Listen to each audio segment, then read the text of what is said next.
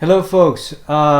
Today this is Blue Bonnet. I'm trying to talk about giving you some information about being a U.S. citizen from a permanent resident, green card holder in the United States, and if in many cases the name change also involved. So I'm going to mention that case. Let's say if you have a family member, you have a young kid under 10 years old, minor, and your wife, a permanent resident, a kid also permanent resident, but she wants to be a U.S. citizen in that case, and if yourself a permanent resident, so three of you. So if your wife become a U.S. citizen, then I already shared the one of the video naturalization oath ceremony, which is the last stage when you receive a certificate of naturalization or something like this.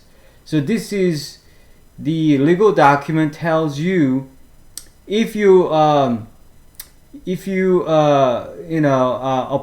the name change request at the same time, and the legal name is supposed to be shown here, okay, with the petition to the court order. So petition for name change as well.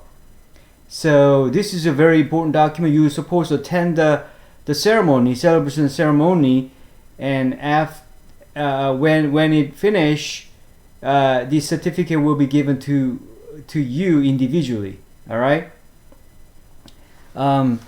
So, as I said, I'm making an example based on my own experiences. So, if one of your family member, let's say your wife, become a U.S. citizen, and we name change together legally, right? Then, so this is original document. This is very important. The starting document you have to keep. Okay. In that case, let me show you some document. If you attend the one of the okay, let me see. I'm sorry. Okay, here I mistakenly closed the document. Oh yeah. So if you attend the oath ceremony, the flyer, something like this, will be given to the newly U.S. citizen, okay? And this is tell you the right and responsibility. The biggest your right is a vote. So the vote right for political leaders, right? And that's one of the key thing. And one of the key responsibility is the military duty, mainly for the guys. I might be wrong, but mainly. And then the jury duty. Okay, this is a key responsibility as well. The second page, this is a key part. So if you become a new U.S. citizen, and what you're supposed to do is apply for U.S. passport. Of course, this is a key part, and update your social security record. If you're permanent resident earlier, you're supposed to have a social security card with your number, right? Your own number. But you have to visit Social Security Administration office to update your record, because you now are a U.S. citizen. So you have to pay a visit one of the office and bring. So you always have to bring the original, the certificate of naturalization, and always you only submit the copy of this. Okay, keep your original. All right. So make sure that. And sometimes the office photocopy of the original of your certificate there, right? And so and the good thing is, if one of the parent become a citizen, U.S. citizen, and the child is lawfully um, once like a permanent resident, then become a U.S. citizen. All right, but you have to go through the process. A little bit complicated, but let me tell you one by one. All right. Okay. Of course, if you're a citizen, is much better position to sponsor, bring your other family member to United States, right? And that's also the great the privilege. So this is a good document. Let me close. Let me close this. Okay. So if you newly become a U.S. citizen, and as I said, with the name change, then either update your drive license because your name changed. So if your name is not changed, has been changed, you may not needing to visit this driver license, the administration office. Just go to the Social Security Administration office, right? But as I said, the practical case was involved with the name change as well. So either go to the Social Security Administration office or driver license office. For my own case, my wife visited the Social Security Administration office and bring your certificate of naturalization always. But through my own experiences, the visit passport office after this too, because when you apply for a U.S. passport, you have to surrender the original certificate of naturalization. Of course, they will send you back via mailing later. But typical lead time of passport, what I heard is like 6 to 8 weeks, approximate 2 months time period. So that's why if you become a U.S. citizen from a green card holder with name change as well, then go to these two offices ahead of a passport office to update this. Okay.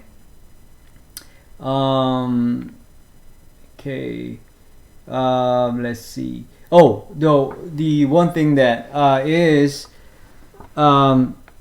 so if your wife become a U.S. citizen, she can do freely with that certificate of naturalization, no problem. But her kid, like your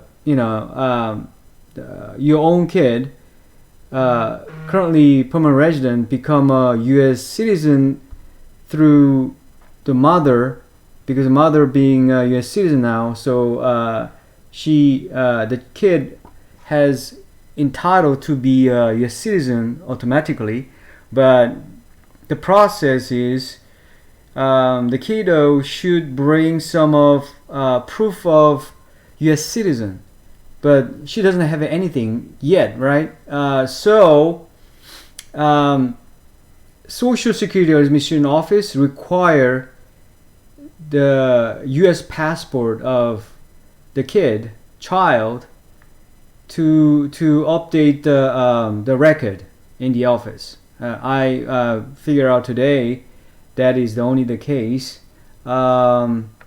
So the typical good case is the wife, the newly U.S. citizen, finish all documentation from the Social Security Administration office, driver license update because of name change, and bring a kid together and visit U.S. passport office. I'm going to tell you the location here and where, because now first timer, you have to visit one of the facility. Okay, mailing order is not possible, but renewal you can go through mail to renew, right? There's an option, but first timer applicant, you have to go to pay a visit one of passport authority.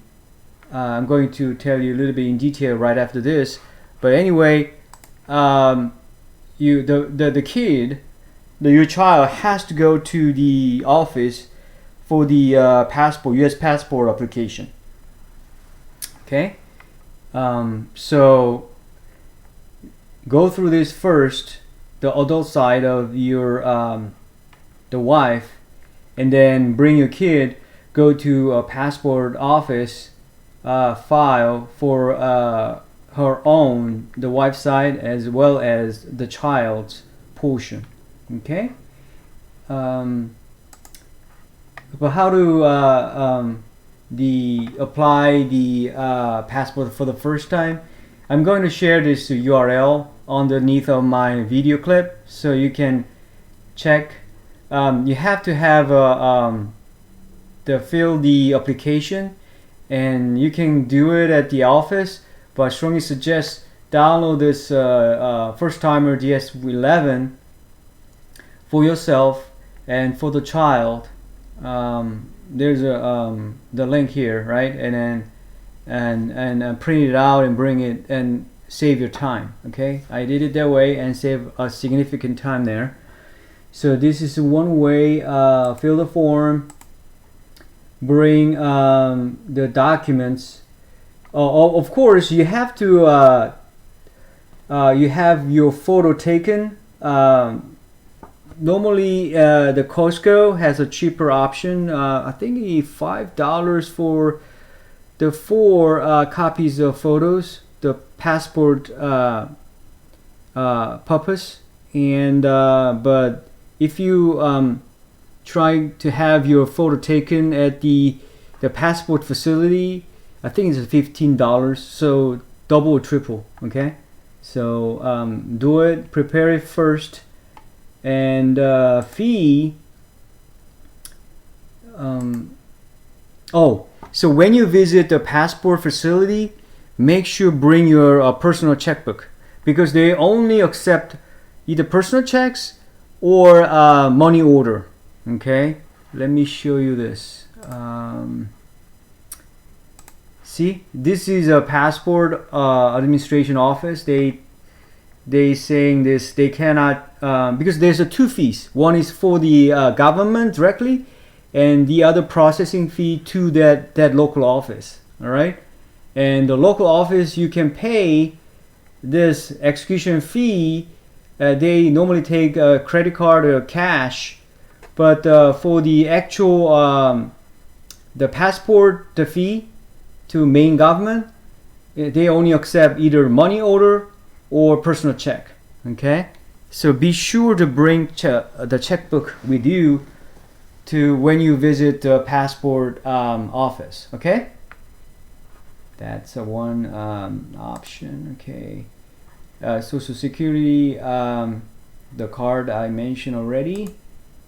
Okay, Sophia already mentioned. Okay, good.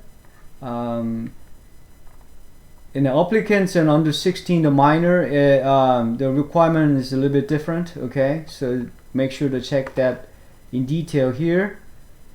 Here, yeah, application is a little bit different. Okay, so copy of, read carefully everything and prepare everything with you. Bring all the originals and photocopies of each, so that you never miss their requirement, and you don't want to go again and apply again. That's a lot of wasting of time. So bring everything according to the how-to from their the government website. Okay, that's one thing. In the Austin, Texas area, there's many offices, but many offices, if you click here, then they require a lot of prior the reservation. Okay, most of the office, but this office actually is pretty allow walk-in cases. But Thursday it looks open for the walk-ins until 2 p.m. But when we visited this Thursday this week, and they said it's appointment only, and they suggest, so they are not so website is not updated yet, unfortunately. So instead they suggest to visit the Airport Boulevard location, the clerk office, Travis County airport office, the tax office, Travis County, and this is the best office, and pretty open for the walk-in, and closed by a little bit later hour than other offices. Okay, so many other USPS, but designated, of course. So you make sure to check your the close by location, but make sure also to check their timing, because a lunch hour you may wait until it finish, lunch and hour, right, in order to apply. So, but this is really good location in Austin area, I believe. We went there, and then waiting time was comparatively shorter. Yes, so that's a USB passport. As I said, you have to yield that certificate of naturalization, the document, but they said they're going to mail it back to you later, right? So you're getting back, but temporarily you have to yield the document to the government during the processing, right? And if your name has been changed during this US citizenship period, application period, you may need to contact your bank and credit cards, because all the name on the credit card is outdated, and all the name shown on your bank account, like a saving account or checking account, with bearing old names. So then you have to visit and ask for updating all of legal names, associated accounts, and credit cards. Okay, and the other third-party credit cards, and they normally allow the website for the application with this, such as a name change request, but they also need the proof of name change order. So the copy of your certificate of naturalization, or something that is allowed document is required, is supposed to be attached for the name change petition to that third-party credit card company. All right, it's a long topic today, but trying to accommodate almost everything for you. If you in the same similar situation, and you may end up wasting a lot of time because you don't know how, it doesn't say anything in detail, and the sequence is also important. As I said, you have to supposed to bring your kid to the passport application, the actual application. The sequence is very important, and you have to make sure bring most of your original copies with photo copies for actual submission, so that you can keep the original. And the office, sometimes they can do that, facilitate of copying those copies. Okay. All right, that's all for today, and I'm going to share all the link that I've shown you here, most of it, and then hopefully this is a benefit of and helpful for your preparation and updating your record. Thank you for watching.